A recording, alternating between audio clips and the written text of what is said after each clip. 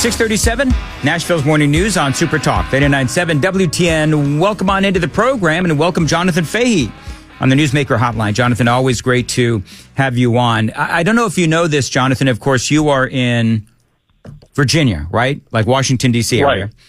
And so you, of course, worked with the Trump administration in the first administration, and you, of course, a lot of experience working with ICE and illegal immigration and so forth. So let's get into this concept of due process. Now, here in Nashville, we had the Tennessee Highway Patrol, and they were working with ICE, and they went to areas where it is known that there's a lot of, illegal immigration, gang members, all of that. Tennessee Highway Patrol pulled these folks over, and ICE was there, and then ICE would ask questions about the, their immigration status, and it turns out a lot of these folks were illegal aliens, and off they go. And so there's a controversy here on a number of different fronts. Number one, they're upset. The Democrats are upset because they're saying that these illegal aliens did not get their due process. Okay, due process. So that's number one.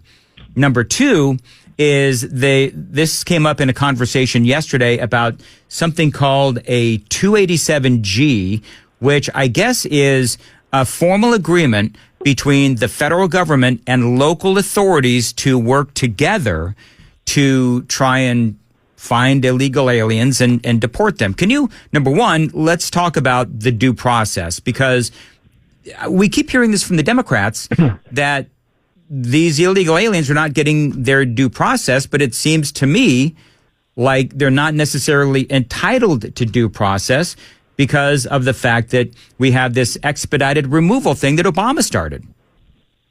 Yeah, what the Democrats are trying to do is conflate sort of due process, like Fifth Amendment due process, which is essentially you can't take someone's liberty, their property without due process of law. This is when you arrest somebody in a criminal context, they get due process, such as a trial, a jury, an appeal, all of that stuff. For immigration due process, it's not the same. They do get some process, but it's usually internal with ICE and through the immigration courts, which are not Article III courts. These are courts run by the Department of Justice. So they're basically typically given a notice of a hearing, and then they have a hearing. If they have any legitimate claims, they can raise them. And if not, they're ordered to be removed, and then they can appeal that to the Board of Immigration Appeals. So they do get a process.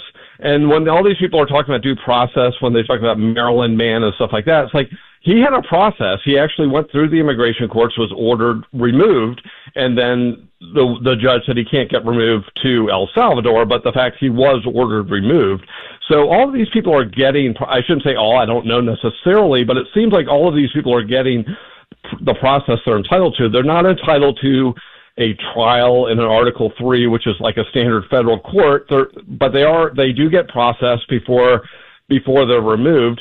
And, when you think about what do we have, 20 million illegal aliens in this country, if everyone had a full-blown trial, and Donald Trump said this a number of times, we'd never be able to get anyone out. And that's what the Democrats, they couldn't care less about process. They just want to keep the illegal aliens here. And I think most people understand that's the big picture here. But yeah, these people are getting processed and they're getting removed after that process. And often the process is quite quick. One of the things that folks talk about are these hearings that may or may not be happening. And so part of my question is, and Obama did this, and where they found illegal aliens and they knew that they had a lot of illegal aliens in our country, and through this expedited removal process, there were certain instances where they were able to deport them without an actual hearing, from what I understand. And so I guess it all hinges on a hearing where they go in front of a judge and the judge says whatever the judge is going to say, and off they go. So I guess that's going to be part of the conversation is we got 20 million folks in this country illegally. Can we actually deport them without a hearing? And I mean, I've seen both sides of this argument where people say, oh, absolutely, they should get a hearing. I've seen other people say, well, no, under expedited removal, they don't need a hearing because they don't have their documents and they're not legal and we are allowed to send them on their way. Yeah, and I think that totally makes sense. And the other thing that's interesting, and Tom Homan talks about this a lot, when people are detained in ICE custody waiting for their process, they typically waive everything and they'll get removed right away because they know they don't have legitimate claims. The problem with what the Biden administration did, which I shouldn't say a problem because they wanted to do this, they released everyone and encouraged them to claim asylum and then set court dates 10 years down the road. So then none of these people the intention was none of these people were ever going to get removed because they will be here 10 years. And this idea that they're going to roll in the court 10 years from now is absurd on its face.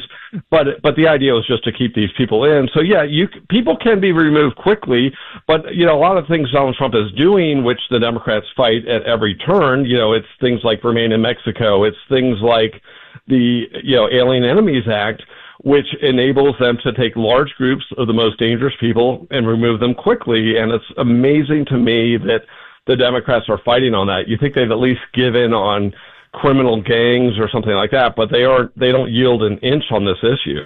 287G, this form, this agreement came up in a conversation yesterday. As I told you, here in Nashville, we had an ICE bust. You've got the folks on the left here that are screaming a number of different things, including the usual about due process.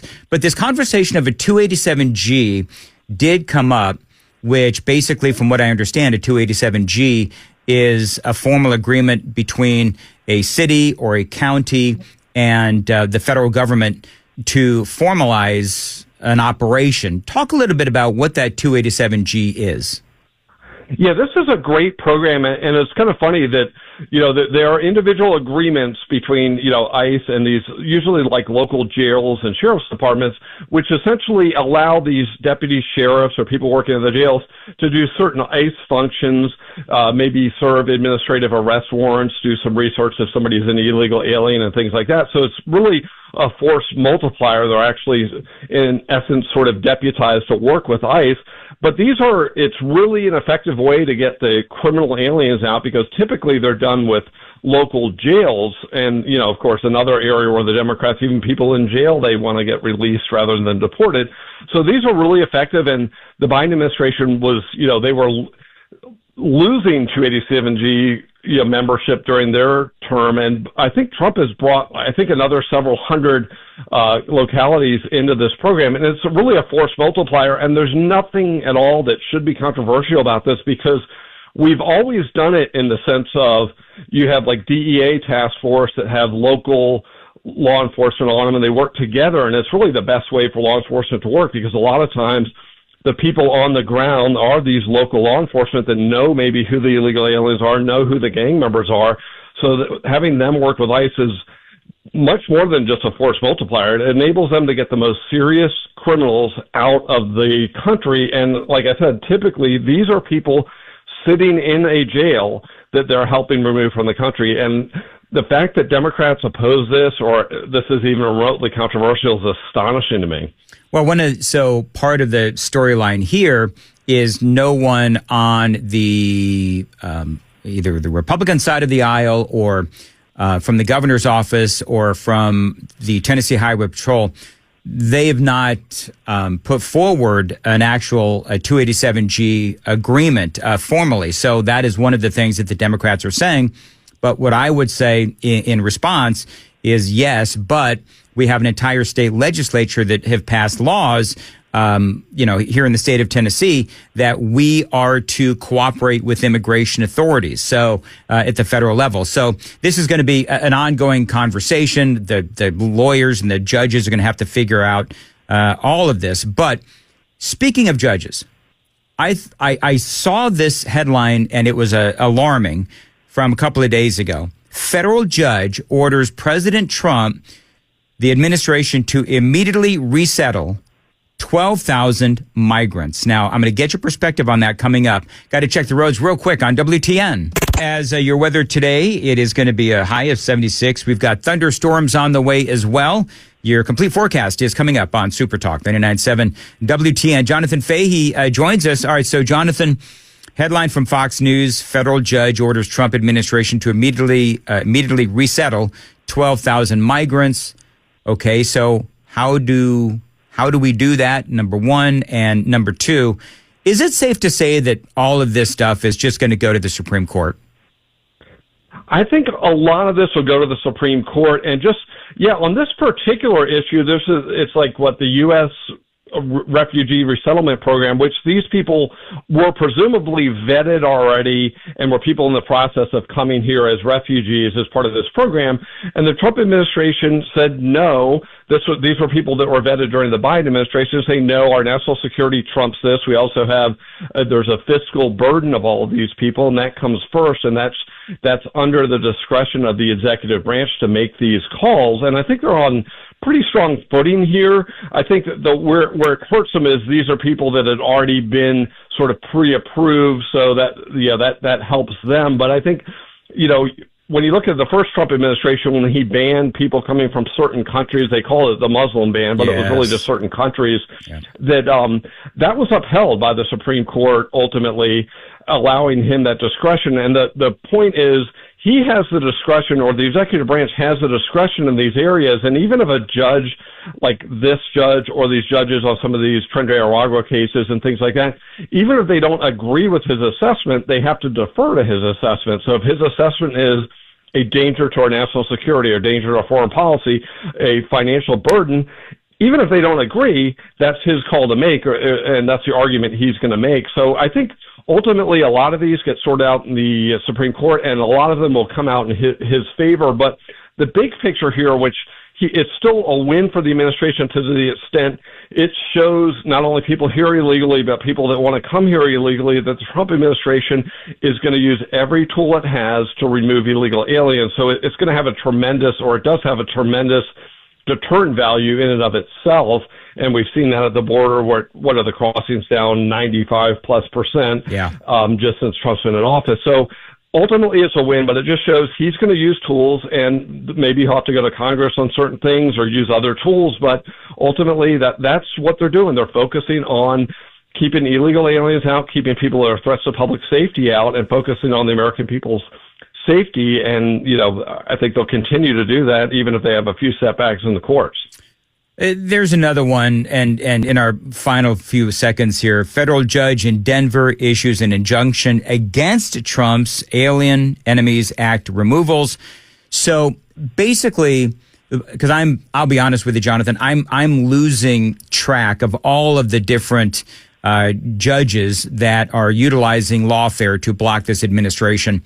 But again, this one, the president has said many, many times he is using the Alien Enemies Act as justification for removing those folks, and now it's ricocheting around the courts. Do you think that this ultimately, when the substance of the argument, because this has gone to the Supreme Court, I believe, before, and it was bounced back, they favored for Trump because it was the wrong venue that was being utilized. But when this gets to the Supreme Court and they talk about the substance of the case, the substance of, is Donald Trump allowed to use the Alien Enemies Act to remove illegal aliens because we are always in a war on terror? Do you believe this is going to hold up? I do, mostly because of that prior Supreme Court ruling that you referenced, because, they ruled in his favor for another reason, but implicitly in their ruling was that it was okay to use this act because they were talking about what a process needs to be put in place. So and it was a 5-4 decision, so if those 5 really had an issue with the act, they could have maybe, taking it up on the substance or doing something else. But it is kind of interesting because it is the same broader issue is whose decision is it to make when it's appropriate to, put this act into place? Is it the president, or is it the judge's role to say when somebody's an alien enemy, when it's an incursion and things like that? And those are traditionally the types of things there's a lot of deference to the executive branch, meaning the president. So I think he has a very good shot here, and these judges are ruling against him, just saying it was inappropriate to use this act. And the act basically says, this is something the president gets to decide. Mm-hmm. And it almost says the courts aren't involved the way the act reads. It's like during, important times, war or anything else, the president needs to have the ability to remove dangerous people from the country. And I think most people would agree with that just on just principle. But ultimately, yeah, it will go to the Supreme Court. I think it breaks his way. There are a lot of cases that have gone against him lately, so this whole thing is really up in the air until that's decided. All right. Jonathan Fahey, always spot on analysis. How can folks find you on X? John for Fairfax, JONFORFAIRFAX. And you could join Dan, who follows me now. There you go. Thank you, Jonathan. And listen, if you can't find him, John for Fairfax on X, find me.